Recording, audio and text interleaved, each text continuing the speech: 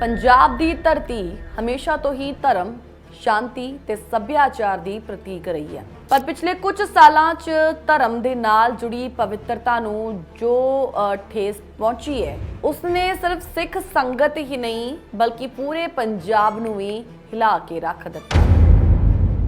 ਤੁਹਾਨੂੰ ਯਾਦ ਹੋਵੇਗਾ 2015 ਇਸ ਸਾਲ ਸੈਕਰਿਲੇਜ ਦੇ ਕਈ ਮਾਮਲੇ ਆਏ, ਬੇਅਦਬੀ ਦੇ ਕਈ ਮਾਮਲੇ ਆਏ ਤੇ ਖਾਸ ਤੌਰ ਤੇ ਬਰਗਾੜੀ, ਬਹਿਬਲ ਕਲਾਂ ਤੇ ਕੋਟਕਪੂਰਾ ਤੇ ਜਿਹੜੇ ਘਟਨਾਕ੍ਰਮ ਹੋਏ ਤੇ ਅੱਜ ਵੀ ਲੋਕਾਂ ਦੀ ਯਾਦ ਵਿੱਚ ਜ਼ਖਮ ਦੀ ਤਰ੍ਹਾਂ ਜ਼ਿੰਦਾ ਨੇ। ਲੋਕਾਂ ਦਾ ਭਰੋਸਾ ਕਾਨੂੰਨੀ ਪ੍ਰਕਿਰਿਆ ਤੇ ਲਗਾਤਾਰ ਕਮਜ਼ੋਰ ਹੁੰਦਾ ਜਾ ਰਿਹਾ ਹੈ। 2016 ਦੇ ਵਿੱਚ ਸ਼੍ਰੋਮਣੀ ਅਕਾਲੀ ਦਲ ਬੀਜੇਪੀ ਸਰਕਾਰ ਨੇ ਇੱਕ ਐਂਟੀ ਸੈਕਰਿਲੇਜ ਬਿੱਲ ਪਾਸ ਕੀਤਾ, ਪਰ ਇਸ ਬਿੱਲ ਨੂੰ ਰਾਸ਼ਟਰਪਤੀ ਭਵਨ ਵੱਲੋਂ ਵਾਪਸ ਭੇਜ ਦਿੱਤਾ ਗਿਆ। ਇਸ ਤੋਂ ਬਾਅਦ 2018 ਚ ਕਾਂਗਰਸ ਸਰਕਾਰ ਨੇ ਵੀ ਨਵੇਂ ਤਰੀਕੇ ਦੇ ਨਾਲ ਬਿੱਲ ਪਾਸ ਕਰਵਾਇਆ, ਪਰ ਟੈਕਨੀਕਲ ਫਲॉज ਕਰਕੇ ਉਸ ਬਿੱਲ ਨੂੰ ਵੀ ਸੈਂਟਰਲ ਗਵਰਨਮੈਂਟ ਨੇ ਰੋਕ ਦਿੱਤਾ।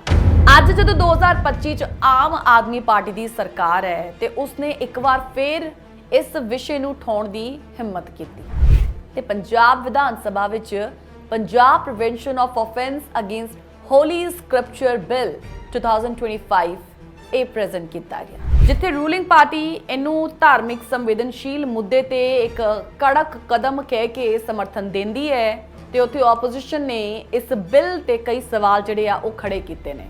ਲੋਕ ਸਰਕਾਰ ਤੇ ਸਵਾਲ ਕਰ ਰਹੇ ਨੇ ਕਿ ਜੋ ਬਿੱਲ ਹੁਣ ਆਇਆ ਹੈ ਉਹ ਲਾਗੂ ਵੀ ਹੋਵੇਗਾ। ਲੋਕਾਂ ਦੀ ਇੱਕ ਹੋਰ ਬੜੀ ਵੱਡੀ ਚਿੰਤਾ ਹੈ ਪੁਰਾਣੇ ਕੇਸਿਸ ਦਾ ਕੀ ਬਣੂਗਾ, ਕਿਉਂਕਿ ਬਹਿਬਲ ਕਲਾਂ, ਕੋਟਕਪੂਰਾ, ਬਰਗਾੜੀ ਅੱਜ ਵੀ ਇਹ ਘਟਨਾਵਾਂ ਪੰਜਾਬ ਦੀ ਕਲੈਕਟਿਵ ਯਾਦਦਾਸ਼ਤ ਵਿੱਚ ਬਹੁਤ ਫਰੈਸ਼ ਨੇ। ਜਦੋਂ ਤੱਕ ਇਹ ਪੁਰਾਣੇ ਕੇਸਿਸ ਵਿੱਚ ਕੋਈ ਫੈਸਲਾ ਨਹੀਂ ਹੁੰਦਾ, ਨਾ ਕਿਸੇ ਨੂੰ ਦੰਡ ਮਿਲਦਾ ਹੈ, ਉਦੋਂ ਤੱਕ ਨਵੀਂ ਕਾਨੂੰਨੀ ਸੋਚ ਵਿੱਚ ਵੀ ਲੋਕਾਂ ਦਾ ਭਰੋਸਾ ਪੂਰਾ ਨਹੀਂ ਬਣ ਸਕਦਾ।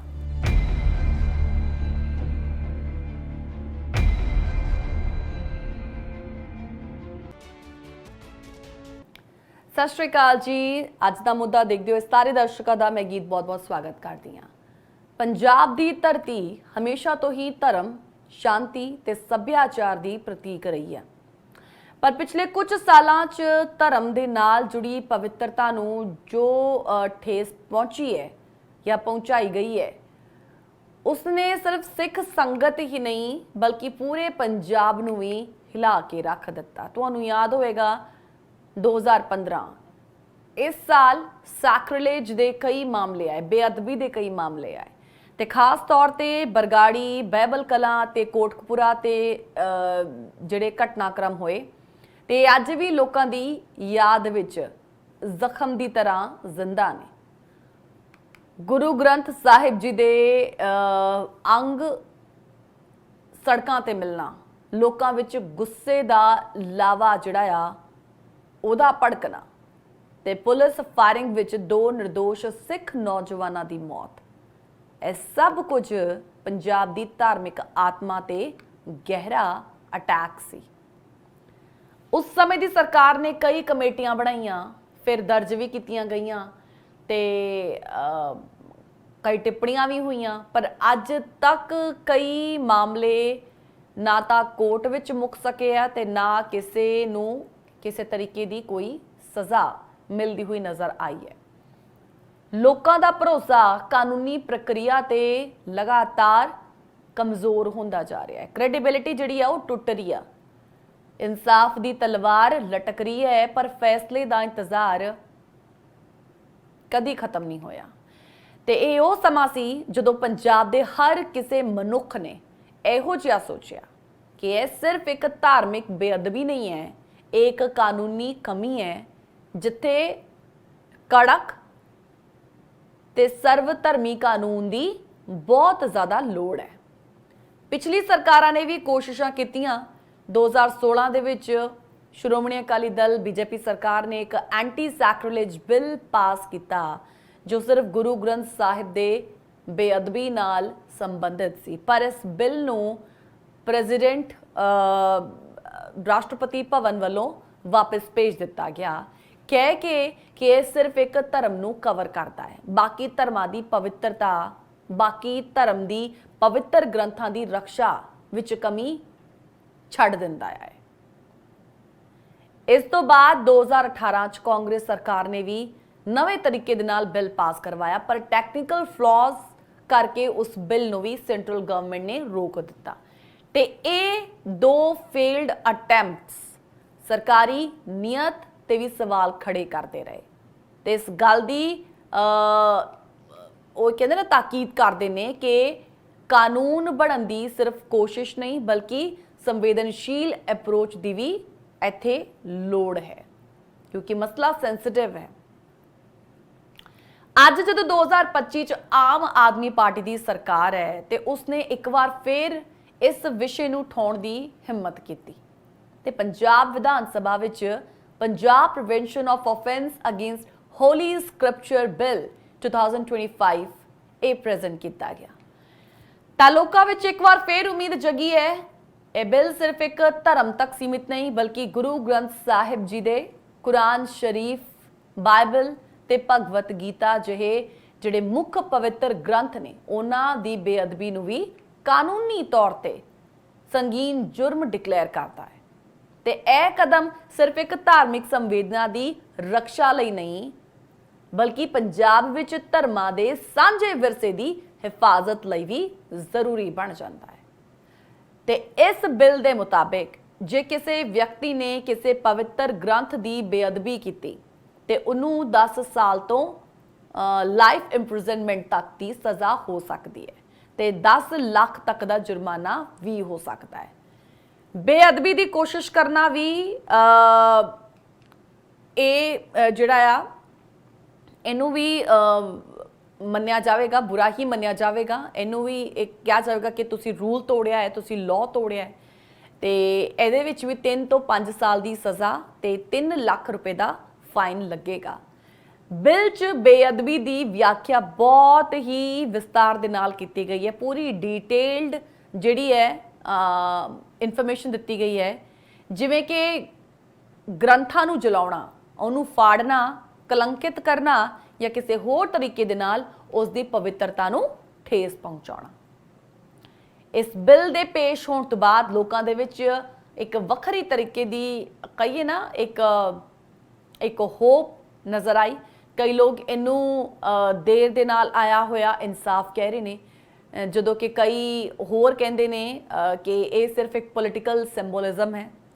ਲੇਕਿਨ ਜਿੰਨਾ ਸਮੇਂ ਤੋਂ ਪੰਜਾਬ ਵਿੱਚ ਗੁਰਜੀਤ ਸਿੰਘ ਖਾਲਸਾ ਜਿਹੇ ਲੋਕ ਟਾਵਰ ਤੇ ਚੜ੍ਹ ਕੇ ਪ੍ਰੋਟੈਸਟ ਕਰ ਰਹੇ ਨੇ ਕਿ ਜਿਨ੍ਹਾਂ ਨੇ ਕਹਿ ਦਿੱਤਾ ਕਿ ਬਿੱਲ ਨਹੀਂ ਆਇਆ ਤਾਂ ਥੱਲੇ ਨਹੀਂ ਉਤਰਾਂਗਾ, ਉਹਨਾਂ ਸਭ ਕੁਝ ਦੇ ਇਹ ਸਾਹਮਣੇ ਹੀ ਹੋ ਰਿਹਾ ਹੈ ਕਿ ਬਿੱਲ ਦੀ ਜ਼ਰੂਰਤ ਸਿਰਫ ਇੱਕ ਧਾਰਮਿਕ ਨਹੀਂ, ਇਹਨਾਂ ਸਭ ਚੀਜ਼ਾਂ ਨੂੰ ਦੇਖਦੇ ਪੂਰੇ ਸਿਨੈਰੀਓ ਨੂੰ ਦੇਖਦੇ ਹੋਏ ਇਹ ਕਹਿਣਾ ਜ਼ਰੂਰੀ ਹੈ ਕਿ ਇਹ ਸਿਰਫ ਇੱਕ ਧਾਰਮਿਕ ਪਰਸਪੈਕਟਿਵ ਤੇ ਉਸ ਐਂਗਲ ਤੇ ਸਿਰਫ ਇੱਕ ਜ਼ਰੂਰਤ ਨਹੀਂ ਹੈ, ਇਹ ਮਾਨਵੀ ਗਰਿਮਾ ਲਈ ਵੀ ਬਹੁਤ ਜ਼ਿਆਦਾ ਜ਼ਰੂਰੀ ਤੇ ਪਹਿਲਾਂ ਹੀ ਆ ਜਾਣਾ ਚਾਹੀਦਾ ਹੈ। ਲੋਕ ਸਰਕਾਰ ਤੇ ਸਵਾਲ ਕਰ ਰਹੇ ਨੇ ਕਿ ਜੋ ਬਿੱਲ ਹੁਣ ਆਇਆ ਹੈ ਉਹ ਲਾਗੂ ਵੀ ਹੋਵੇਗਾ ਜਾਂ ਇਹ ਵੀ ਪਿਛਲੇ ਬਿਲਸ ਵਰਗੇ ਫਾਈਲਾਂ ਦੇ ਵਿੱਚ ਬਦਲ ਦਿੱਤਾ ਜਾਏਗਾ ਤੇ ਉਹਨੂੰ ਬਸ ਰੱਖ ਦਿੱਤਾ ਜਾਏਗਾ। ਲੋਕਾਂ ਦਾ ਭਰੋਸਾ ਸਿਰਫ ਲਿਖਤਾਂ ਤੇ ਨਹੀਂ, ਅਮਲੀ ਕਰਵਾਈ ਮਤਲਬ ਇਹਨੂੰ ਇੱਕ ਅਮਲੀ ਜਾਮਾ ਪਹਿਨਾਉਣ ਦੀ ਕੋਸ਼ਿਸ਼ ਵੀ ਜੇ ਕੀਤੀ ਜਾਵੇ ਨਾ, ਉਹਨੂੰ ਇੰਪਲੀਮੈਂਟ ਵੀ ਕੀਤਾ ਜਾਵੇ, ਇਹ ਟਰਸਟ ਉਦੋਂ ਰੀਸਟੋਰ ਹੋਏਗਾ ਜਦੋਂ ਤੱਕ ਪੁਰਾਣੇ ਸੈਕ੍ਰਿਲੇਜ ਕੇਸਿਸ ਵਿੱਚ ਨਿਆਂ ਨਹੀਂ ਮਿਲਦਾ, ਜਦੋਂ ਤੱਕ ਕਿਸੇ ਨੂੰ ਦੰਡ ਨਹੀਂ ਮਿਲਦਾ, ਸਜ਼ਾ ਨਹੀਂ ਮਿਲਦੀ, ਜਦੋਂ ਤੱਕ ਇਨਸਾਫ ਦੀ ਮਿਸਾਲ ਨਹੀਂ ਬਣਦਾ, ਉਦੋਂ ਤੱਕ ਕੋਈ ਵੀ ਕਾਨੂੰਨ ਲੋਕਾਂ 'ਚ ਪੱਕੀ ਵਿਸ਼ਵਸਨੀयता ਨਹੀਂ ਬਣਾ ਸਕਦਾ।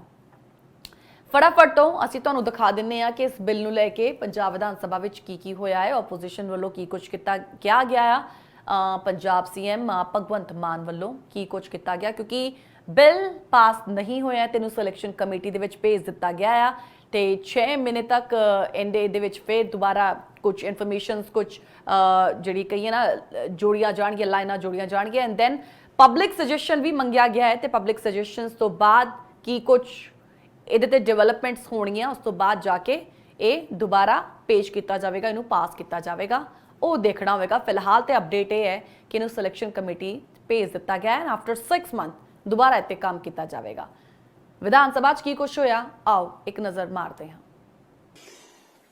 धार्मिक जथेबंदियां, हर एक धर्म की जथेबंदी नाल गल करिए और पब्लिक ओपीनियन लईए 3.5 करोड़ लोगों का कि जी ये असीं की कर सकते, की पता कित्थों कोई वधिया गल वधिया सुझाव मिल जे। ते मैं चाहूंगा सर टाइम बाउंड तुसीं कर दो, 3 महीने का दे दो, 4 महीने दे दो, पर 3-4 महीनों दे विच आपां पंजाब दी हर किस्म दी जनता नाल गल करके उन्हां दे सुझाव ले लीए, ताकि उन्हां नूं, क्योंकि देखो पूजन वाले तां लोक ही ने, लोकां 'च ही रब बसदा है, ते वो भी समझण कि यार साडी भी राय ली गई है, असीं भी इस कानून नूं बनाउण दे हिस्सेदार हां। मैं चाहूंगा कि सिलेक्ट कमेटी नूं रिकमेंड कर दिओ, टाइम बाउंड तुसीं कर दो जी जिवें करना, पर उहदे च सारे जिहड़ी कमेटी है उहदे विच सारियां पार्टियां दे नुमाइंदे लो, वो जाण, जां जिवें जिवें स्टैंडिंग कमेटी हुंदी है पार्लीमेंट दी, उहदे च पब्लिक बुला ली जाती है, जां संबंधित स्टेक होल्डर्स बुला ले जाते हैं, जां आपां जाइए जां उन्हां नूं बुलाइए, एक बार इहनूं डिस्कस करके फिर बनाइए, क्योंकि कानून सदियां वास्ते चलूगा। ते मैं यही रिकमेंड करूंगा कि बाकी तुसीं फैसला। सरबत दा भला, हर धर्म दा भला, हर धर्म दी धार्मिक आजादी, उन्हां दी समाजिक आजादी, ये जिहड़ा हर सिख दा जिहड़ा फर्ज है, इसलिए हर धर्म दा जिहड़े धार्मिक ग्रंथ ने उन्हां दा जिहड़ा सत्कार, उन्हां दी जिहड़ी बेअदबी नहीं होनी चाहिदी, इहदे ते आपां नूं जिहड़ा सख्त कानून हैगा जिहड़ा ये जिहड़ा बनाउणा चाहीदा। चोरी हो जाए कोई ग्रंथ, जिस तरह होया बुर्ज जवाहर सिंह वाला, that is theft is not included, so I will like the word theft to be included in this bill, number 1. Number 2, sir, 4 number te, the investigation of the offences punishable under this act should be conducted by the police not below the rank of a deputy superintendent of police, DSP करेगा। मेरी राय है sir, जिन्नियां भी seats बनियां जिथे बेअदबी हुई है, ਅਸੀਂ ਉਹ ਸਾਰੀ ਆਈਜੀ ਤੇ ਲੈਵਲ ਤੋਂ ਉੱਤੇ ਕੀਤੀ। ਮੇਰੀ ਰਾਏ ਗਵਰਨਮੈਂਟ ਨੂੰ ਹੋਏਗੀ ਕਿ ਇਹਦੇ ਵਿੱਚ ਇਨਵੈਸਟੀਗੇਸ਼ਨ ਜਿਹੜੀ ਹੈ it should be time bound, there is no time in this. ਹੁਣ ਵਾਲੀਆਂ ਇਨਵੈਸਟੀਗੇਸ਼ਨ ਚੱਲਦਿਆਂ ਨੂੰ ਅਜੇ ਤੱਕ 10 ਸਾਲ ਹੋ ਚੁੱਕੇ ਨੇ, 10 ਸਾਲ ਅਜੇ ਤੱਕ ਫਾਈਨਲ ਚਲਾਨ ਨਾ ਬਰਗਾੜੀ ਬਹਿਬਲ ਕਲਾਂ ਦੇ ਨਾ ਕੋਟਕਪੂਰੇ ਦੇ ਦਿੱਤੇ ਗਏ। ਸੋ ਮੈਂ ਇਹਦੇ ਚ ਆਪਣੇ ਵੱਲੋਂ ਰਾਏ ਦਊਂਗਾ ਮੈਕਸਿਮਮ ਇਨਵੈਸਟੀਗੇਸ਼ਨ ਦਾ ਟਾਈਮ 30 ਦਿਨ ਦਿੱਤੇ ਜਾਣ ਜੀ। ਸਮਝਣ ਦੀ ਲੋੜ ਹੈ ਕਿ ਇਹ ਜਿਹੜਾ ਬਿੱਲ ਹੈ ਇਹ ਅੰਦਰਲੀ ਰੂਪ ਵਿੱਚ ਕੀ ਕਹਿਣਾ ਚਾਹੁੰਦਾ ਹੈ, ਕੀ ਕਹਿੰਦਾ ਹੈ, ਤੇ ਇਸ ਦੀ ਐਗਜ਼ੈਕਟ ਲੈਂਗੁਏਜ ਕੀ ਹੈ, ਪਨਿਸ਼ਮੈਂਟ ਦਾ ਸਟਰਕਚਰ ਕੀ ਹੈ, ਤੇ ਕਿਹੜੇ ਆਫੈਂਸਸ ਜਿਹੜੇ ਆ ਇਹਦੇ ਵਿੱਚ ਕਵਰ ਕੀਤੇ ਗਏ ਨੇ। ਆਪਾਂ ਇਸ ਦੀ ਪੂਰੀ ਡਿਟੇਲਸ ਤੁਹਾਨੂੰ ਦੱਸਾਂਗੇ ਅੱਜ ਦਾ ਮੁੱਦਾ ਦੇ ਵਿੱਚ। ਫਿਲਹਾਲ ਵੇਲਾ ਹੋ ਗਿਆ ਜੀ ਇੱਕ ਛੋਟੇ ਜਿਹੇ ਬ੍ਰੇਕ ਦਾ, ਜਲਦ ਹਾਜ਼ਰ ਹੋਵਾਂਗੇ। ਬ੍ਰੇਕ ਤੋਂ ਬਾਅਦ ਦੁਬਾਰਾ ਹਾਜ਼ਰ ਆ ਜੀ, ਤੇ ਹੁਣ ਗੱਲ ਕਰਾਂਗੇ Punjab prevention of offence against Holi scriptures bill 2025 ਦੇ ਉਸ ਟੈਕਨੀਕਲ ਰੂਪ ਦੀ ਜਿਸ ਦਾ ਹਰ ਇੱਕ ਕਲੌਜ਼ ਸਿਰਫ ਧਾਰਮਿਕ ਪਵਿੱਤਰਤਾ ਦੀ ਰੱਖਿਆ ਲਈ ਨਹੀਂ ਬਲਕਿ ਲੀਗਲ ਕਲੈਰਿਟੀ ਤੇ ਇਨਫੋਰਸਮੈਂਟ ਲਈ ਵੀ ਜ਼ਰੂਰੀ ਹੈ। ਤੇ ਸਭ ਤੋਂ ਪਹਿਲਾਂ ਸਮਝਣਾ ਜ਼ਰੂਰੀ ਹੈ ਕਿ ਇਹ ਬਿੱਲ ਸਿਰਫ ਬੇਅਦਬੀ ਦੀ ਘਟਨਾ ਨੂੰ ਟਾਰਗੇਟ ਨਹੀਂ ਕਰਦਾ ਬਲਕਿ ਉਸ ਦੀ ਕੋਸ਼ਿਸ਼ ਨੂੰ ਵੀ ਸੰਗੀਨ ਜੁਰਮ ਬਣਾ ਕੇ ਡਿਫਾਈਨ ਕਰਦਾ ਹੈ। ਇਹ ਬਿੱਲ ਕਹਿੰਦਾ ਹੈ ਕਿ ਜੇ ਕਿਸੇ ਵਿਅਕਤੀ ਨੇ ਕਿਸੇ ਪਵਿੱਤਰ ਗ੍ਰੰਥ ਜਿਵੇਂ ਕਿ ਗੁਰੂ ਗ੍ਰੰਥ ਸਾਹਿਬ ਜੀ, ਕੁਰਾਨ ਸ਼ਰੀਫ, ਬਾਈਬਲ ਜਾਂ ਭਗਵਤ ਗੀਤਾ ਦੀ ਜਾਣ ਬੁੱਝ ਕੇ ਬੇਅਦਬੀ ਕਰਨ ਦੀ ਕੋਸ਼ਿਸ਼ ਕੀਤੀ ਆ, ਉਹਨੂੰ ਬੇਅਦਬੀ ਕੀਤੀ ਉਹਦੀ, ਤੇ ਉਹ ਚਾਹ ਕੇ ਵੀ ਉਹਨੂੰ ਕਹਿੰਦੇ ਨਾ ਕਿ ਉਹਨੂੰ ਉਹਦੀ ਜਿਹੜੇ ਡੈਲੀਬਰੇਟਲੀ ਉਹਨੂੰ ਨੁਕਸਾਨ ਪਹੁੰਚਾਉਣ ਦੀ ਕੋਸ਼ਿਸ਼ ਕੀਤੀ ਗਈ, ਨੀਅਤ ਰੱਖੀ, ਤਾਂ ਇਹ ਸਿਰਫ ਧਾਰਮਿਕ ਭਾਵਨਾ ਨੂੰ ਠੇਸ ਨਹੀਂ ਬਲਕਿ ਇੱਕ ਕ੍ਰਿਮੀਨਲ ਆਫੈਂਸ ਮੰਨਿਆ ਜਾਵੇਗਾ ਜਿਹਦੇ ਲਈ ਸਖਤ ਸਜ਼ਾ ਹੋਵੇਗੀ। ਸਜ਼ਾ ਦਾ ਕ੍ਰਾਈਟੇਰੀਆ ਕੀ ਹੈ ਉਹ ਤੁਹਾਨੂੰ ਪਹਿਲਾਂ ਵੀ ਅਸੀਂ ਦੱਸਿਆ। ਇਸ ਕਾਨੂੰਨ ਦੇ ਵਿੱਚ ਨਾ 2 ਮੁੱਖ ਕੈਟੇਗਰਾਈਜੇਸ਼ਨਸ ਕੀਤੀਆਂ ਗਈਆਂ ਹੈ, ਤੇ ਪਹਿਲੀ ਹੈਗੀ ਆ ਐਕਚੁਅਲ ਸੈਕ੍ਰਿਲੇਜ।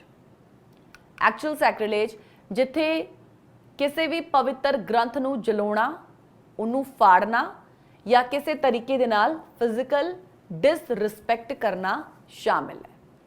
ते दूजा जिहड़ी दी कैरेक्टराइजेशन है वो है अटैम्प्टेड सैक्रिलेज, जिथे किसी ने कोई ऐसा एक्शन करने की कोशिश की जो बेअदबी विच काउंट होंदी है पर वो पूरी नहीं हो पाई। ਸਿਰਫ ਇੱਕ ਫੇਲਡ ਅਟੈਂਪਟ। ਐਕਚੁਅਲ ਸੈਕ੍ਰਿਲੇਜ ਲਈ ਮਿਨੀਮਮ 10 ਸਾਲ ਤੋਂ ਮੈਕਸਿਮਮ ਲਾਈਫ ਇੰਪ੍ਰਿਜ਼ਨਮੈਂਟ ਤੱਕ ਦੀ ਸਜ਼ਾ ਰੱਖੀ ਗਈ ਹੈ ਤੇ ਨਾਲ ਹੀ 10 ਲੱਖ ਰੁਪਏ ਤੱਕ ਦਾ ਜੁਰਮਾਨਾ ਵੀ ਲੱਗ ਸਕਦਾ ਹੈ। ਤੇ ਇਸ ਪਨਿਸ਼ਮੈਂਟ ਰੇਂਜ ਵਿੱਚ ਸਰਕਾਰ ਨੇ ਇੱਕ ਸਟਰੋਂਗ ਡਿਟਰੈਂਟ ਦਾ ਸੰਦੇਸ਼ ਦੇਣ ਦੀ ਕੋਸ਼ਿਸ਼ ਕੀਤੀ ਹੈ, ਜੋ ਕੁਝ ਵੱਖ-ਵੱਖ ਧਾਰਮਿਕ ਸੰਪਰਦਾਇ ਪਿਛਲੇ ਜਿਹੜੇ ਕੁਝ ਸਮੇਂ ਤੋਂ ਮੰਗ ਵੀ ਕਰ ਰਹੇ ਨੇ, ਡਿਮਾਂਡ ਵੀ ਕਰ ਰਹੇ ਨੇ, ਤੇ ਉਹ ਵੀ ਚੀਜ਼ਾਂ ਜਿਹੜੀਆਂ ਉਹ ਇਸ ਬਿੱਲ ਦੇ ਵਿੱਚ ਐਡ ਕੀਤੀਆਂ ਗਈਆਂ ਹੈ। ਮਤਲਬ ਕਿ ਓਵਰਆਲ ਇਹਨੂੰ ਕਵਰ ਕਰਨ ਦੀ ਕੋਸ਼ਿਸ਼ ਕੀਤੀ ਗਈ ਹੈ। ਜਿੱਥੇ ਕੋਸ਼ਿਸ਼ ਦੀ ਗੱਲ ਹੋਵੇ ਸਿਰਫ ਇੱਕ ਅਟੈਂਪਟ ਦੀ, ਉੱਥੇ ਵੀ ਬਿੱਲ ਲਾਈਟਲੀ ਨਹੀਂ ਲੈਂਦਾ ਇਹਨਾਂ ਚੀਜ਼ਾਂ ਨੂੰ। ਅਟੈਂਪਟਡ ਸੈਕ੍ਰਿਲੇਜ ਵਿੱਚ 3 ਤੋਂ 5 ਸਾਲ ਦੀ ਸਜ਼ਾ ਤੇ 3 ਲੱਖ ਰੁਪਏ ਤੱਕ ਦਾ ਜੁਰਮਾਨਾ ਜਿਹੜਾ ਪੈਨਲਟੀ ਉਹ ਲਗਾਈ ਗਈ ਹੈ। ਤੇ ਇਹ ਗੱਲ ਬੜੀ ਅਹਿਮੀਅਤ ਰੱਖਦੀ ਹੈ, ਕਿਉਂਕਿ ਕਈ ਵਾਰ ਨਾ ਲੋਕ ਡਾਇਰੈਕਟ ਵੀ ਬੇਅਦਬੀ ਨਹੀਂ ਕਰਦੇ, ਪਰ ਸੋਸ਼ਲ ਮੀਡੀਆ ਤੇ ਜਿਵੇਂ ਤੁਹਾਨੂੰ ਪਹਿਲਾਂ ਕਹਿ ਰਹੀ ਸੀ ਨਾ, ਜਾਣ ਬੁੱਝ ਕੇ ਡੈਲੀਬਰੇਟ ਕਿਸੇ ਨੂੰ ਇਨਸਟੀਗੇਟ ਕਰਨਾ, ਕਿਸੇ ਨੂੰ ਪ੍ਰੋਵੋਕੇਟ ਕਰਨਾ, ਕਿਸੇ ਵੀ ਪਵਿੱਤਰ ਗ੍ਰੰਥ ਦੇ ਪੇजेस ਦਾ ਗਲਤ ਤਰੀਕੇ ਦੇ ਨਾਲ ਇਸਤੇਮਾਲ ਕਰਦੇ ਨੇ ਲੋਕ, ਸੋਸ਼ਲ ਮੀਡੀਆ ਤੇ ਪਾਉਂਦੇ ਨੇ ਜਾਂ ਡਿਸਰਿਸਪੈਕਟਫੁਲ ਮੀਮਸ ਸਰਕੂਲੇਟ ਕਰਦੇ ਨੇ। ਤੇ ਇਹ ਬਿੱਲ ਇਹਨਾਂ ਨੁਐਸੈਂਸ ਨੂੰ ਵੀ ਐਡਰੈਸ ਕਰਦਾ ਹੈ। ਯਾਨੀ ਕਿ ਇਸ ਬਿੱਲ ਨੂੰ ਇਸ ਵਾਰ ਕਾਫੀ ਕੁਝ ਕਵਰ ਕੀਤੀਆਂ ਗਈਆਂ। ਇਸ ਦੇ ਵਿੱਚ ਚੀਜ਼ਾਂ ਹਰ ਇੱਕ ਦੀ ਡਿਮਾਂਡ ਨੂੰ ਪੂਰਾ ਕੀਤਾ ਗਿਆ, ਭਾਵੇਂ ਉਹ ਕਿਸੇ ਵੀ ਕਮਿਊਨਿਟੀ ਦੇ ਕਿਉਂ ਨਾ ਹੋਣ। ਬਿੱਲ ਦੇ ਟੈਕਸਟ ਵਿੱਚ ਇੰਟੈਂਸ਼ਨਲ ਤੇ ਮੈਲੀਸ਼ੀਅਸ ਜਿਹੇ ਸ਼ਬਦਾਂ ਦਾ ਉਪਯੋਗ ਕਰਕੇ ਕਲੈਰਿਟੀ ਦਿੱਤੀ ਗਈ ਹੈ ਕਿ ਸਿਰਫ ਗਲਤੀ ਨਾਲ ਹੋਈ ਕੋਈ ਐਕਸ਼ਨ, ਗਲਤੀ ਨਾਲ ਹੋਇਆ ਕੋਈ ਐਕਸ਼ਨ, ਉਹਨੂੰ ਕ੍ਰਿਮੀਨਲ ਕੈਟੇਗਰੀ 'ਚ ਨਹੀਂ ਰੱਖਿਆ ਜਾਏਗਾ। ਇਹ ਲਾਈਨ ਇਸ ਲਈ ਇੰਪੋਰਟੈਂਟ ਹੈ ਕਿਉਂਕਿ ਕਈ ਵਾਰ ਆਪਾਂ ਦੇਖਦੇ ਹਾਂ ਕਿ ਇਨੋਸੈਂਟ ਹੈਂਡਲਿੰਗ ਜਾਂ ਇਗਨੋਰੈਂਸ ਨੂੰ ਲੈ ਕੇ ਵੀ ਅਨਨੈਸੈਸਰੀ ਟਰਬਲ ਕ੍ਰੀਏਟ ਕੀਤਾ ਜਾਂਦਾ ਹੈ। ਤੇ ਸਰਕਾਰ ਨੇ ਕਿਹਾ ਹੈ ਕਿ ਬਿੱਲ ਦਾ ਮਕਸਦ ਸਿਰਫ ਪਨਿਸ਼ਮੈਂਟ ਨਹੀਂ, ਫੇਥ ਤੇ ਕਮਿਊਨਲ ਹਾਰਮਨੀ ਦੀ ਸੇਫਟੀ ਵੀ ਹੈ। ਤੇ ਇਹ ਉਦੋਂ ਹੀ ਪੋਸੀਬਲ ਹੈ ਜਦੋਂ ਕਲੈਰਿਟੀ ਹੋਵੇ ਕਿ ਕਿਹੜਾ ਐਕਸ਼ਨ ਗਲਤ ਹੈ ਤੇ ਕਿਹੜਾ ਐਕਸ਼ਨ ਗਲਤ ਨਹੀਂ ਹੈ। ਇਹ ਵਿਚਾਰ ਵੀ ਰੱਖਣਾ ਜ਼ਰੂਰੀ ਹੈ ਕਿ ਸੁਪਰੀਮ ਕੋਰਟ ਨੇ ਵੀ ਸੈਕ੍ਰਿਲੇਜ ਜਿਹੇ ਮਾਮਲੇ ਦੇ ਵਿੱਚ ਪਹਿਲਾਂ ਉਹ ਕਹਿ ਚੁੱਕੇ ਨੇ ਕਿ ਰਿਲੀਜੀਅਸ ਸੈਂਟੀਮੈਂਟਸ ਨੂੰ ਠੇਸ ਪਹੁੰਚਾਉਣਾ ਜਦੋਂ ਇੰਟੈਂਸ਼ਨਲ ਹੋਵੇ ਤਾਂ ਉਹਨੂੰ ਕ੍ਰਿਮੀਨਲ ਆਫੈਂਸ ਬਣਾਉਣਾ ਸੰਵਿਧਾਨਿਕ ਰੂਪ ਤੇ ਸਹੀ ਹੈ, ਬਸ ਰੀਜ਼ਨੇਬਲ ਰਿਸਟ੍ਰਿਕਸ਼ਨ ਦੇ ਫਰੇਮਵਰਕ ਦੇ ਵਿੱਚ। ਤੇ ਇਸ ਬਿੱਲ ਵਿੱਚ ਨਾ ਇੱਕ ਹੋਰ ਜ਼ਰੂਰੀ ਪਹਿਲੂ ਹੈ, ਉਹ ਇਹ ਹੈ ਰਿਲੀਜੀਅਸ ਪੈਰਿਟੀ। ਪਿਛਲੇ ਬਿਲਸ ਵਿੱਚ ਆਪਾਂ ਦੇਖਦੇ ਹਾਂ ਕਿ ਸਿਰਫ ਗੁਰੂ ਗ੍ਰੰਥ ਸਾਹਿਬ ਤੱਕ ਸੀਮਿਤ ਸੀਗੇ, ਜਿਨ੍ਹਾਂ ਕਰਕੇ ਪ੍ਰੈਜ਼ੀਡੈਂਟ ਨੇ ਆਬਜੈਕਸ਼ਨ ਉਠਾਇਆ ਸੀ ਤੇ ਕਿਹਾ ਸੀ ਕਿ ਬਾਕੀ ਧਰਮ ਕਿੱਥੇ ਨੇ। ਤੇ ਹੁਣ ਦਾ ਬਿੱਲ ਸਾਰੇ ਵੱਡੇ ਧਰਮਾਂ ਦੇ ਪਵਿੱਤਰ ਗ੍ਰੰਥਾਂ ਨੂੰ ਸੇਮ ਸਟੇਟਸ ਦਿੰਦਾ ਹੈ ਤੇ ਇਹ ਅਪਰੋਚ ਸੈਕੂਲਰ ਪ੍ਰਿੰਸੀਪਲ ਨਾਲ ਵੀ ਮੇਲ ਖਾਂਦੀ ਹੈ ਤੇ ਸਾਰੇ ਸਮੁਦਾਇਆਂ ਦੇ ਵਿੱਚ, ਸਾਰੀ ਕਮਿਊਨਿਟੀਜ਼ ਨੂੰ ਵਿੱਚ ਇਹ ਬਰਾਬਰੀ ਦਾ ਅਹਿਸਾਸ ਵੀ ਪਾਉਂਦਾ ਹੈ। ਹੁਣ ਆਪਾਂ ਜੇ ਇਨਫੋਰਸਮੈਂਟ ਦੀ ਗੱਲ ਕਰੀਏ, ਕਾਨੂੰਨ ਦੇ ਇਨਫੋਰਸਮੈਂਟ ਲਈ ਇਸ ਬਿੱਲ ਦੇ ਵਿੱਚ ਨਾ ਇਹ ਵੀ ਲਿਖਿਆ ਗਿਆ ਹੈ ਕਿ ਕੰਪਲੇਂਟ ਸਿਰਫ ਅਫੈਕਟਡ ਰਿਲੀਜੀਅਸ ਬਾਡੀ ਜਾਂ ਆਥੋਰਾਈਜ਼ਡ ਪਰਸਨ ਵੱਲੋਂ ਫਾਈਲ ਹੋ ਸਕਦੀ ਹੈ ਤਾਂ ਕਿ ਮਿਸਯੂਜ਼ ਨਾ ਹੋਵੇ। ਜਿਵੇਂ ਕਿ ਪਹਿਲਾਂ ਕਈ ਵਾਰ ਕੀ ਹੋਇਆ ਕਿ ਪੋਲੀਟੀਕਲ ਜਾਂ ਪਰਸਨਲ ਰਾਈਵਲਰੀ ਦੇ ਵਿੱਚ ਵੀ ਬੇਅਦਬੀ ਦੇ ਐਲੀਗੇਸ਼ਨਸ ਲਾ ਕੇ ਅਨਨੈਸੈਸਰੀ FIR ਦਰਜ ਕਰਵਾਈਆਂ ਗਈਆਂ ਸੀਗੀਆਂ ਤੇ ਨਾਲ ਹੀ ਇਨਵੈਸਟੀਗੇਸ਼ਨ ਅਥਾਰਟੀ ਨੂੰ ਵੀ ਇਨਸਟਰਕਸ਼ਨਸ ਦਿੱਤੀਆਂ ਗਈਆਂ ਨੇ ਕਿ ਇਨਕੁਆਇਰੀ ਪ੍ਰੋਫੈਸ਼ਨਲ ਤਰੀਕੇ ਦੇ ਨਾਲ ਐਵੀਡੈਂਸ ਦੇ ਬੇਸਿਸ ਤੇ ਹੋਵੇ, ਇਮੋਸ਼ਨਲ ਪ੍ਰੈਸ਼ਰ ਜਾਂ ਧਾਰਮਿਕ ਸੈਂਟੀਮੈਂਟਸ ਦੇ ਬੇਸਿਸ ਤੇ ਨਾ ਹੋਵੇ। ਤੇ ਇਸ ਤਰੀਕੇ ਦੇ ਨਾਲ ਬਿੱਲ ਇੱਕ ਪਾਸੇ ਸੈਂਟੀਮੈਂਟਸ ਦੀ ਰੱਖਿਆ ਕਰਦੇ ਹੋਏ ਤੇ ਦੂਜੇ ਪਾਸੇ ਲੀਗਲ ਆਬਜੈਕਟਿਵਿਟੀ ਨੂੰ ਵੀ ਮੇਨਟੇਨ ਕਰਦਾ ਹੈ। ਤੇ ਅੱਜ ਜਦੋਂ ਪੰਜਾਬ ਦੇ ਕਈ ਹਿੱਸਿਆਂ 'ਚ ਸੈਕ੍ਰਿਲੇਜ ਦੇ ਕੇਸਿਸ ਨੇ ਲੋਕਾਂ ਦੀ ਆਤਮਾ ਨੂੰ ਇੱਕ ਨੁਕਸਾਨ ਪਹੁੰਚਾਉਣ ਦੀ ਕੋਸ਼ਿਸ਼ ਕੀਤੀ ਹੈ ਜਾਂ ਨੁਕਸਾਨ ਪਹੁੰਚਾਇਆ ਹੈ ਤੇ ਕਈ ਜਗ੍ਹਾ ਪੁਲਿਸ ਵੀ ਹੈਲਪਲੈਸ ਫੀਲ ਕਰਦੀ ਹੈ। ਇਹ ਕਾਨੂੰਨ ਇਨਫੋਰਸਮੈਂਟ ਏਜੰਸੀ ਨੂੰ ਵੀ ਇੱਕ ਸਟਰੋਂਗ ਬੇਸ ਦਿੰਦਾ ਹੈ। ਹੁਣ law enforcement officials FIR register ਕਰਨ, ਇਨਵੈਸਟੀਗੇਸ਼ਨ ਕਰਨ ਤੇ ਚਾਰਜ ਸ਼ੀਟ ਫਾਈਲ ਕਰਨ 'ਚ ਕੌਨਫੀਡੈਂਟ ਫੀਲ ਕਰਨਗੇ ਬਿਨਾਂ ਪੋਲੀਟੀਕਲ ਇੰਟਰਫੇਰੈਂਸ ਦੇ। ਅਗੇਨ ਇੱਕ ਸਟਰੋਂਗ ਪੁਆਇੰਟ ਇਹਦੇ ਵਿੱਚ ਐਡ ਕੀਤਾ ਗਿਆ ਹੈ।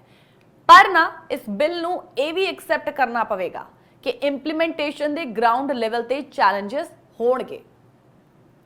ਪੁਲਿਸ ਟ੍ਰੇਨਿੰਗ, ਪਬਲਿਕ ਅਵੇਅਰਨੈਸ ਤੇ ਜੁਡੀਸ਼ੀਅਰੀ ਦੇ ਕੋਆਪਰੇਸ਼ਨ ਦੇ ਨਾਲ ਹੀ ਲਾਅ ਪ੍ਰੈਕਟੀਕਲ ਬਣ ਸਕੇਗਾ। ਤੇ ਹੁਣ ਇੱਕ ਹੋਰ ਆਪਾਂ ਬ੍ਰੇਕ ਲਈ ਰੁਕਾਂਗੇ ਤੇ ਅਗਲੇ ਹਿੱਸੇ 'ਚ ਅਸੀਂ ਗੱਲ ਕਰਾਂਗੇ ਕਿ ਕਿਸ ਤਰੀਕੇ ਦੇ ਨਾਲ ਇਹ ਬਿੱਲ ਜਿਹੜਾ ਆ ਉਹ ਵਿਧਾਨ ਸਭਾ 'ਚ ਡਿਸਕਸ ਕੀਤਾ ਗਿਆ ਹੈ ਤੇ ਕਿਵੇਂ ਆਪੋਜੀਸ਼ਨ ਨੇ ਆਪਣੀ ਚਿੰਤਾ ਜ਼ਾਹਿਰ ਕੀਤੀ। ਹਾਲਾਂਕਿ ਤੁਸੀਂ ਸੁਣ ਹੀ ਲਿਆ ਆਪੋਜੀਸ਼ਨ ਵੱਲੋਂ ਕਿ ਕੁਝ ਪੁਆਇੰਟਸ ਉਹਨਾਂ ਵੱਲੋਂ ਰੱਖੇ ਗਏ ਆ ਤੇ ਕਿਉਂ ਇਹ ਬਿੱਲ ਹੁਣ ਸਿਲੈਕਟ ਕਮੇਟੀ ਨੂੰ ਭੇਜ ਦਿੱਤਾ ਗਿਆ ਹੈ, ਜਿੱਥੇ ਹੋਰ ਕੰਸਲਟੇਸ਼ਨਸ ਤੇ ਫੀਡਬੈਕ ਲਈ ਟਾਈਮ ਦਿੱਤਾ ਗਿਆ ਹੈ। ਇਹਨਾਂ ਸਭ ਤੇ ਵੀ ਆਪਾਂ ਗੱਲ ਕਰਾਂਗੇ ਪ੍ਰੋਗਰਾਮ ਅੱਜ ਦਾ ਮੁੱਦਾ ਦੇ ਵਿੱਚ। ਫਿਲਹਾਲ ਇੱਕ ਬ੍ਰੇਕ ਲਈ ਰੁਕਾਂਗੇ। ਜਿਵੇਂ ਹੀ ਪੰਜਾਬ ਦੀ ਵਿਧਾਨ ਸਭਾ 'ਚ Punjab prevention of offence against holy scriptural bill 2025 present ਕੀਤਾ ਗਿਆ ਤੇ ਉਸ ਦੇ ਤੁਰੰਤ ਬਾਅਦ ਇਸ ਬਿੱਲ ਨੇ ਨਾ ਰਾਜਨੀਤਿਕ ਮਾਹੌਲ ਵਿੱਚ ਇੱਕ ਨਵੀਂ ਗਰਮ ਹਵਾ ਦੀ ਲਹਿਰ ਛੇੜ ਦਿੱਤੀ। ਜਿੱਥੇ ਰੂਲਿੰਗ ਪਾਰਟੀ ਇਹਨੂੰ ਧਾਰਮਿਕ ਸੰਵੇਦਨਸ਼ੀਲ ਮੁੱਦੇ ਤੇ ਇੱਕ ਕੜਕ ਕਦਮ ਕਹਿ ਕੇ ਸਮਰਥਨ ਦਿੰਦੀ ਹੈ ਤੇ ਉੱਥੇ ਆਪੋਜੀਸ਼ਨ ਨੇ ਇਸ ਬਿੱਲ ਤੇ ਕਈ ਮਾਇਨੇ ਉਹਦੇ ਤੇ ਕਈ ਸਵਾਲ ਜਿਹੜੇ ਆ ਉਹ ਖੜੇ ਕੀਤੇ ਨੇ, ਜਿਨ੍ਹਾਂ ਵਿੱਚ ਟਾਈਮਿੰਗ ਦੀ ਗੱਲ ਕੀਤੀ ਗਈ ਹੈ, ਜਿਹਦੇ ਵਿੱਚ ਟਰਾਂਸਪੇਰੈਂਸੀ ਦੀ ਗੱਲ ਕੀਤੀ ਗਈ ਹੈ ਤੇ ਜਿਹਦੇ ਵਿੱਚ ਸਾਰਿਆਂ ਦੀ ਇੰਟੈਂਸ਼ਨ ਵੀ ਸ਼ਾਮਿਲ ਕੀਤੀ ਗਈ ਹੈ। ਚੀਫ ਮਿਨਿਸਟਰ ਭਗਵੰਤ ਮਾਨ ਨੇ ਇਸ ਬਿੱਲ ਨੂੰ 14 ਜੁਲਾਈ ਨੂੰ ਵਿਧਾਨ ਸਭਾ 'ਚ ਪ੍ਰੈਜ਼ੈਂਟ ਕੀਤਾ ਸੀਗਾ ਤੇ ਉਸ ਤੋਂ ਬਾਅਦ ਕਿਹਾ ਸੀ ਕਿ ਇਹ ਸਿਰਫ ਇੱਕ ਕਾਨੂੰਨੀ ਕਦਮ ਨਹੀਂ ਬਲਕਿ ਪੰਜਾਬ ਦੇ ਧਾਰਮਿਕ ਤੇ ਸਮਾਜਿਕ ਢਾਂਚੇ ਦੀ ਰੱਖਿਆ ਲਈ ਵੀ ਇਹ ਜ਼ਰੂਰੀ ਹੈ।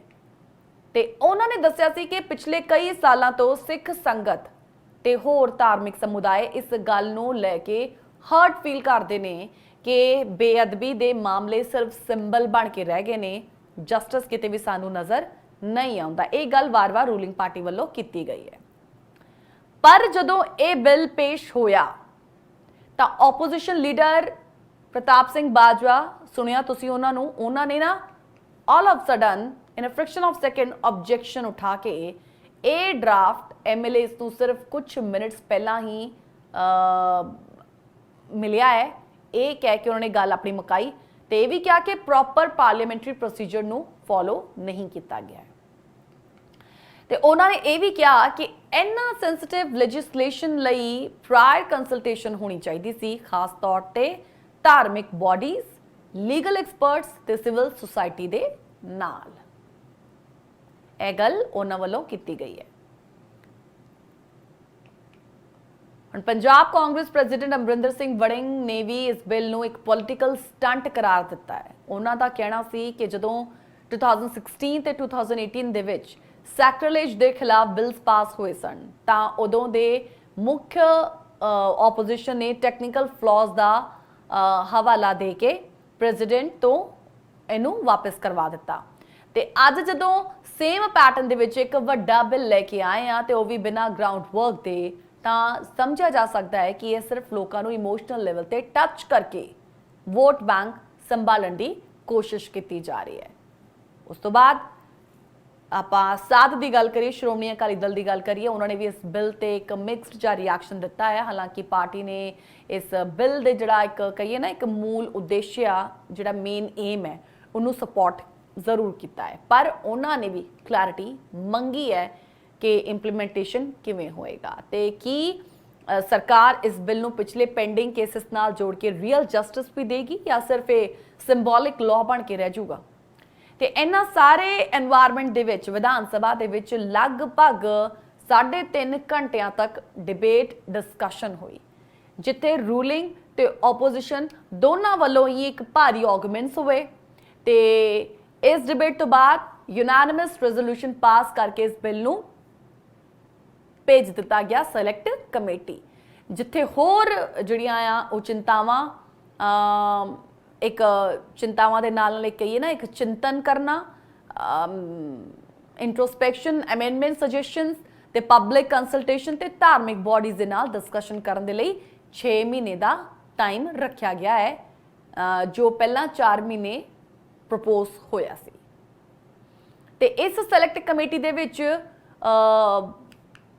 ਮੁੱਖ ਰੂਪ ਦੇ ਨਾਲ ਰੂਲਿੰਗ ਤੇ ਆਪੋਜੀਸ਼ਨ ਦੇ ਐਮਐਲਏਜ਼ ਸ਼ਾਮਿਲ ਹੋਣਗੇ ਤੇ ਇਹ ਕਮੇਟੀ ਜਨਵਰੀ 2026 ਤੱਕ ਆਪਣਾ ਜਿਹੜੀ ਰਿਪੋਰਟ ਹੈ ਉਹ ਸਬਮਿਸ਼ਨ ਉਹਦਾ ਕਰੇਗੀ, ਜਿਹਦੇ ਬਾਅਦ ਬਿੱਲ ਨੂੰ ਫਾਈਨਲ ਵੋਟ ਲਈ ਫਿਰ ਵਿਧਾਨ ਸਭਾ ਦੇ ਵਿੱਚ ਵਾਪਸ ਲੈ ਕੇ ਆਇਆ ਜਾਵੇਗਾ।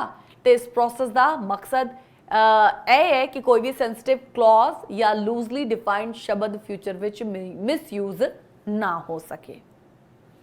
ਇਸ ਡਿਬੇਟ ਦੇ ਵਿੱਚ ਨਾ ਇੱਕ ਹੋਰ ਬੜਾ ਵੱਡਾ ਮੁੱਦਾ ਉਤਾਰਿਆ ਗਿਆ ਕਿ ਕਾਨੂੰਨ ਬਣਾਉਣਾ ਆਸਾਨ ਹੈ ਪਰ ਉਹਦਾ ਇੰਪਲੀਮੈਂਟੇਸ਼ਨ ਇਹ ਬਹੁਤ ਹੀ ਕੰਪਲੈਕਸ ਹੁੰਦਾ ਹੈ। ਨੈਚੁਰਲ ਜੀ ਗੱਲ ਹੈ, ਇਹ ਹੁੰਦਾ ਹੈ। ਲੋਕਾਂ ਦੇ ਮਨ 'ਚ ਇਹ ਵੀ ਡਰ ਹੋਵੇਗਾ ਕਿ ਇਹ ਬਿੱਲ ਫ੍ਰੀडम ਆਫ ਐਕਸਪ੍ਰੈਸ਼ਨ ਦੇ ਸਟ੍ਰਾਈਕ ਕਰੇਗਾ ਕਿ ਕਿਸੇ ਸੋਸ਼ਲ ਪੋਸਟ ਜਾਂ ਕਿ ਕੋਈ ਸਟਾਇਰ ਜਾਂ ਮੀਡੀਆ ਕੰਟੈਂਟ ਨੂੰ ਵੀ ਇਸ ਬਿੱਲ 'ਚ ਫਸਾਇਆ ਜਾ ਸਕਦਾ ਹੈ। ਆਪੋਜੀਸ਼ਨ ਨੇ ਇਸ ਗੱਲ ਤੇ ਵੀ ਕਲੈਰਿਟੀ ਮੰਗੀ ਹੈ ਕਿ ਇੰਟੈਂਸ਼ਨੈਲਿਟੀ ਦੀ ਡੈਫੀਨੇਸ਼ਨ ਕਿਵੇਂ ਪ੍ਰੂਵ ਹੋਵੇਗੀ। Again it's a big thing.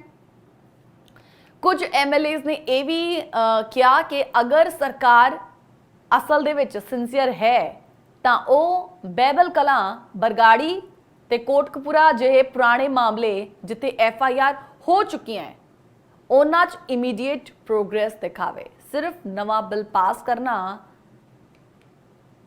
ਪੁਰਾਣੇ ਕੇਸਿਸ 'ਚ ਕੁਝ ਨਾ ਕਰਨਾ ਉਹ ਕ੍ਰੈਡੀਬਿਲਿਟੀ ਨੂੰ ਕੁਐਸਚਨ ਕਰ ਸਕਦਾ ਹੈ।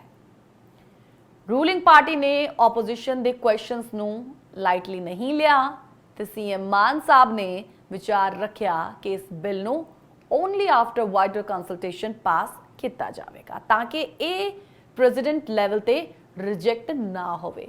ਉਹਨਾਂ ਨੇ ਇਹ ਵੀ ਕਿਹਾ ਕਿ ਸਰਕਾਰ ਚਾਹੁੰਦੀ ਹੈ ਕਿ ਬਿੱਲ ਯੂਨੈਨਿਮਸਲੀ ਪਾਸ ਹੋਵੇ, ਸਭ ਦਾ ਮਿਊਚੁਅਲ ਕੰਸੈਂਟ ਹੋਵੇ, ਬਿਨਾਂ ਕਿਸੇ ਧਾਰਮਿਕ ਜਾਂ ਰਾਜਨੀਤਿਕ ਬਾਇਸ ਦੇ।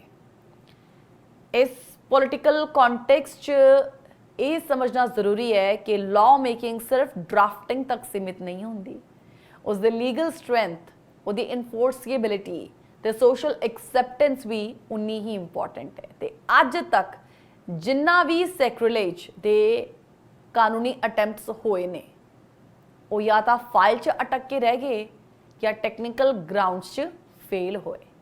ਇਸ ਲਈ ਇਸ ਵਾਰ ਹਰ ਪਾਰਟੀ ਨੂੰ ਰਿਸਪੌਂਸਿਬਿਲਿਟੀ ਲੈਣੀ ਚਾਹੀਦੀ ਹੈ ਕਿ ਸੈਲੈਕਟ ਕਮੇਟੀ 'ਚ ਪ੍ਰੋਪਰ ਫੀਡਬੈਕ ਦਿੱਤਾ ਜਾਵੇ।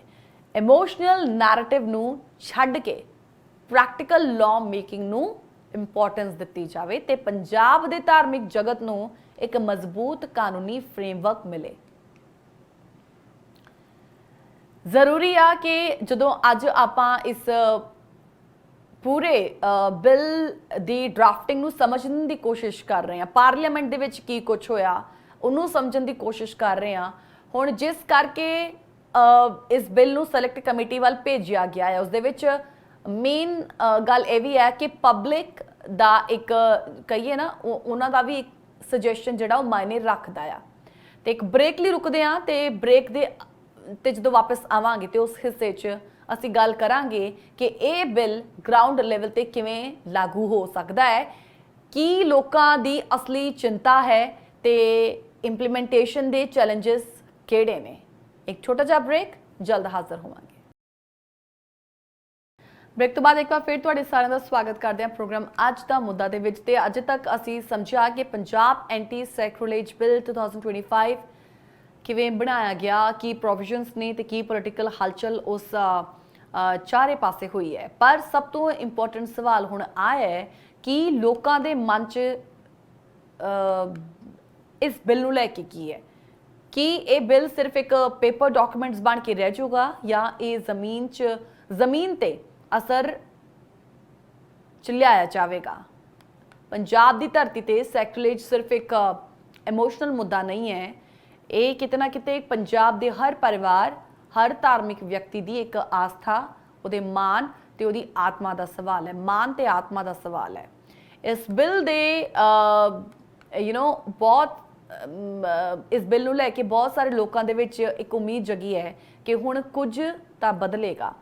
ਲੋਕ ਸਮਝਦੇ ਨੇ ਕਿ ਜੇ ਸਰਕਾਰ ਇਸ ਬਿੱਲ ਨੂੰ ਸਖਤੀ ਦੇ ਨਾਲ ਲਾਗੂ ਕਰੇ ਤਾਂ ਕੋਈ ਵੀ ਵਿਅਕਤੀ ਪਵਿੱਤਰ ਗ੍ਰੰਥ ਦੇ ਨਾਲ ਕੋਈ ਵੀ ਦੁਰਵਿਵਹਾਰ ਕਰਨ ਤੋਂ ਪਹਿਲਾਂ 100 ਵਾਰ ਸੋਚੂਗਾ।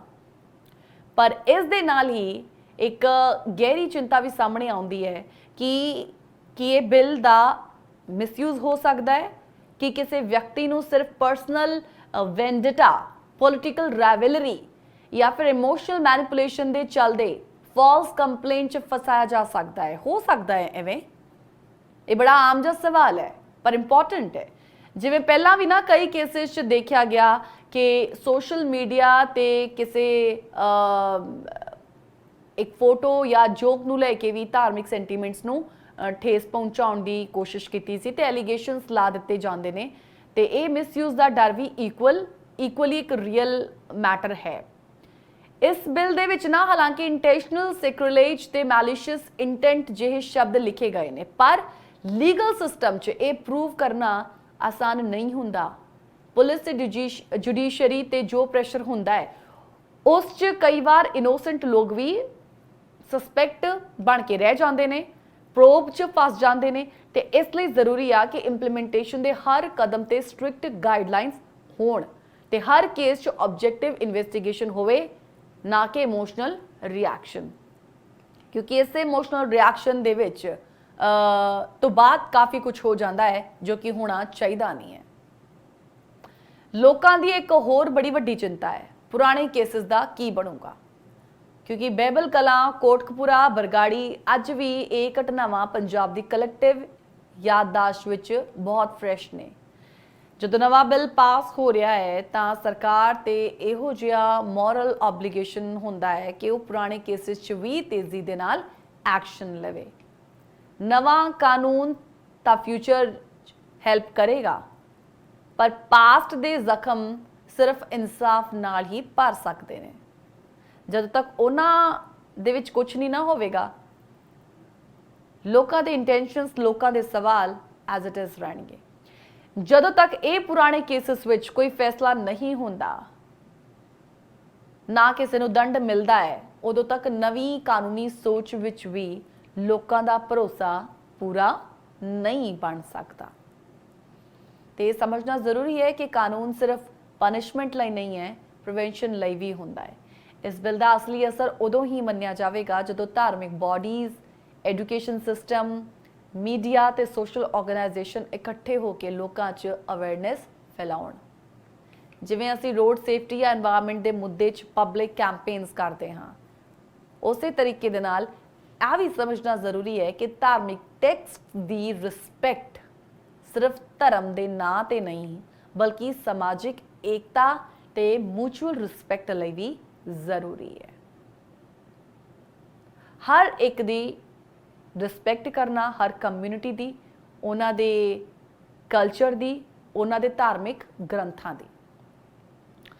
ਸਰਕਾਰ ਨੂੰ ਚਾਹੀਦਾ ਹੈ ਕਿ ਬਿੱਲ ਦੇ ਇੰਪਲੀਮੈਂਟੇਸ਼ਨ 'ਚ ਟਰਾਂਸਪੇਰੈਂਟ ਸਿਸਟਮ ਹੋਵੇ, ਪੁਲਿਸ ਆਫੀਸ਼ੀਅਲ ਦੀ ਟ੍ਰੇਨਿੰਗ ਹੋਵੇ, ਹਰ ਡਿਸਟ੍ਰਿਕਟ ਵਿੱਚ ਇੱਕ ਮੋਨੀਟਰਿੰਗ ਬਾਡੀ ਬਣਾਈ ਜਾਵੇ ਜੋ ਕਿ ਇਸ ਬਿੱਲ ਦੇ ਤਹਿਤ ਰਜਿਸਟਰ ਹੋਵੇ, ਕੇਸਿਸ ਦੀ ਪ੍ਰੋਗਰੈਸ ਨੂੰ ਟਰੈਕ ਕਰੇ ਤੇ ਨਾਲ ਦੇ ਨਾਲ ਹੀ ਜੁਡੀਸ਼ਰੀ 'ਚ ਫਾਸਟ ਟਰੈਕ ਕੋਰਟਸ ਅਸਾਈਨ ਕੀਤੇ ਜਾਣ ਜਿੱਥੇ ਇਹ ਸੈਂਸਿਟਿਵ ਕੇਸਿਸ ਪ੍ਰਾਇੋਰਿਟੀ ਬੇਸਿਸ ਤੇ ਸੁਣੇ ਜਾ ਸਕਣ। ਤੇ ਹੁਣ ਅਸੀਂ ਗੱਲ ਕਰਦੇ ਲੋਕਾਂ ਦੇ ਫੀਡਬੈਕ ਦੀ, ਕਿਉਂਕਿ ਇਹਦੀ ਵੀ ਗੱਲ ਕੀਤੀ ਗਈ ਹੈ ਕਿ ਲੋਕੀ ਕੀ ਸੋਚਦੇ ਵਿਚਾਰਦੇ ਨੇ, ਲੋਕੀ ਕੀ ਕਹਿੰਦੇ ਨੇ ਕਿ ਕੀ ਹੋਣਾ ਚਾਹੀਦਾ ਇਸ ਬਿੱਲ ਦੇ ਵਿੱਚ। ਲੋਕਾਂ ਦੇ ਫੀਡਬੈਕ ਦੇ ਆਧਾਰ ਤੇ ਸਿਲੈਕਟ ਕਮੇਟੀ ਕੁਝ ਸਜੈਸ਼ਨਸ ਵੀ ਹੁਣ ਲਿਆ ਸਕਦੀ ਹੈ। ਸਜੈਸ਼ਨਸ ਲਾਈਕ ਹਰ ਕੰਪਲੇਂਟ 'ਚ ਇੱਕ ਪ੍ਰਾਇਰ ਵੈਰੀਫਿਕੇਸ਼ਨ ਜਿਹੜਾ ਆ ਉਹ ਮੈਂਡੇਟਰੀ ਹੋਏਗਾ ਤੇ ਸਜੈਸ਼ਨ ਆ ਵੀ ਆ ਕਿ ਧਾਰਮਿਕ ਬਾਡੀਜ਼ ਨੂੰ ਕੰਪਲੇਂਟ ਪ੍ਰੋਸੈਸ 'ਚ ਇਨਕਲੂਡ ਕੀਤਾ ਜਾਵੇ, ਕਿਉਂਕਿ ਉਹਨਾਂ ਦਾ ਜਿਹੜਾ ਇੱਕ ਪਰਸਪੈਕਟਿਵ ਐਂਗਲ ਹੋਵੇਗਾ ਉਹ ਬਹੁਤ ਜ਼ਿਆਦਾ ਮਾਇਨੇ ਰੱਖਦਾ ਆ। ਫਿਰ ਤੀਜਾ ਹੋ ਸਕਦਾ ਹੈ ਕਿ ਫਾਲਸ ਕੰਪਲੇਂਟ ਦੇ ਖਿਲਾਫ ਸਟ੍ਰਿਕਟ ਐਕਸ਼ਨਸ ਲਏ ਜਾਣ, ਪੂਰਾ ਡਿਟੇਲਡ ਇਨਵੈਸਟੀਗੇਸ਼ਨ ਕੀਤੀ ਜਾਵੇ। ਗ੍ਰੰਥਾਂ ਦੀ ਡਿਜੀਟਲ ਬੇਅਦਬੀ ਨੂੰ ਵੀ ਸਪੈਸੀਫਿਕ ਕਲੌਜ਼ 'ਚ ਸਮਝਿਆ ਜਾਵੇ, ਇਹ ਬਹੁਤ ਇੰਪੋਰਟੈਂਟ ਹੈ। ਤੇ ਆਪਾਂ ਦੇਖਦੇ ਹਾਂ ਨਾ ਕਿ ਅੱਜ ਦਾ ਜੋ ਪੰਜਾਬ ਹੈ ਉਹ ਇੱਕ ਸੰਵੇਦਨਸ਼ੀਲ ਮੋੜ ਤੇ ਖੜਿਆ ਹੈ, ਜਿੱਥੇ ਇੱਕ ਪਾਸੇ ਧਾਰਮਿਕ ਸੈਂਟੀਮੈਂਟਸ ਨੇ ਤੇ ਦੂਜੇ ਪਾਸੇ ਆਜ਼ਾਦੀ ਰਾਏ, ਸੋਸ਼ਲ ਐਕਸਪ੍ਰੈਸ਼ਨ ਤੇ ਲੀਗਲ ਸੇਫਗਾਰਡ ਦੀ ਡਿਮਾਂਡ ਬਹੁਤ ਜ਼ਿਆਦਾ ਹੋ ਰਹੀ ਹੈ ਤੇ ਇਹ ਦੋਨੋਂ ਚੀਜ਼ਾਂ ਹੀ ਬੈਲੈਂਸ ਕਰਨਾ ਬਹੁਤ ਡੈਲੀਕੇਟਲੀ ਜ਼ਰੂਰੀ ਹੈ।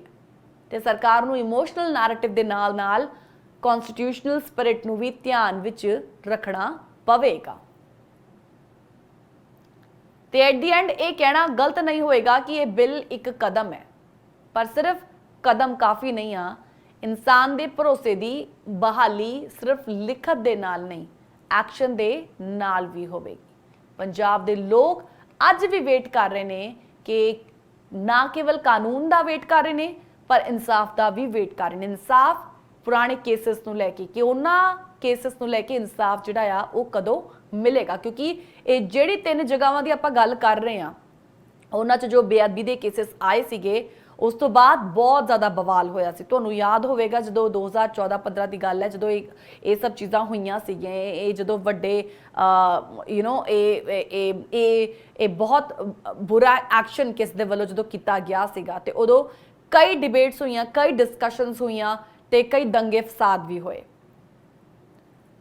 ਅੱਜ ਦਾ ਮੁੱਦਾ ਅਸੀਂ ਇੱਥੇ ਹੀ ਸਮਾਪਤ ਕਰਦੇ ਹਾਂ। ਅਸੀਂ ਚਾਹਾਂਗੇ ਕਿ ਤੁਸੀਂ ਵੀ ਇਸ ਬਿੱਲ ਬਾਰੇ ਆਪਣੇ ਵਿਚਾਰ ਸਾਡੇ ਨਾਲ ਸਾਂਝਾ ਕਰੋ ਕਿ ਤੁਸੀਂ ਸਮਝਦੇ ਹੋ ਕਿ ਇਹ ਬਿੱਲ ਸਹੀ ਡਾਇਰੈਕਸ਼ਨ ਵਿੱਚ ਇੱਕ ਬਹੁਤ ਵੱਡਾ ਕਦਮ ਹੈ, ਕਿ ਸਰਕਾਰ ਇਹਨੂੰ ਸਹੀ ਤਰੀਕੇ ਦੇ ਨਾਲ ਲਾਗੂ ਕਰ ਪਾਵੇਗੀ। ਤੁਹਾਨੂੰ ਲੱਗਦਾ ਹੈ ਆਉਣ ਵਾਲਾ ਸਮਾਂ ਕਿੱਦਾਂ ਦਾ ਹੋਵੇਗਾ ਇਸ ਬਿੱਲ ਨੂੰ ਲੈ ਕੇ? ਤੇ ਸਭ ਤੋਂ ਵੱਡੀ ਗੱਲ ਕਿ ਅੱਜ ਦਾ ਪੰਜਾਬ ਸੱਚਮੁੱਚ ਇਨਸਾਫ ਦੇ ਰਾਹ ਤੇ ਅੱਗੇ ਵੱਧ ਰਿਹਾ ਹੈ।